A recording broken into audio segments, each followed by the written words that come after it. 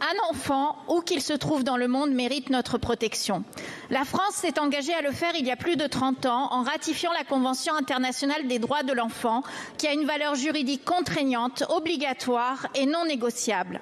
Que l'enfant en danger se trouve à quelques mètres de nous ou à Gaza, nous nous devons d'agir. Trop peu de voix s'élèvent pour décrire la tragédie des enfants de Gaza. La moitié des Gazaouis sont des enfants. Depuis le 8 octobre, 4500 enfants sont morts, en moyenne 120 par jour, et 8600 sont blessés et 1500 sont portés disparus. Parmi les blessés, certains ont été amputés sans anesthésie générale faute de médicaments. L'UNICEF est clair, Gaza est devenu, je cite, un cimetière pour enfants.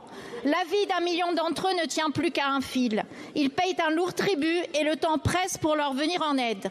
Pour ceux qui sont encore en vie, la peur, la faim et la soif les tenaillent. L'eau, l'électricité et le traitement des eaux usées sont coupés, avec les conséquences sanitaires que vous imaginez. Cela vient s'ajouter aux traumatismes qui les accompagneront toute leur vie. Les actes du gouvernement israélien sont en totale contradiction avec la Convention internationale des droits de l'enfant que l'État d'Israël a pourtant ratifiée. La France ne doit pas rester passif face à ces crimes de guerre dont des milliers d'enfants sont victimes.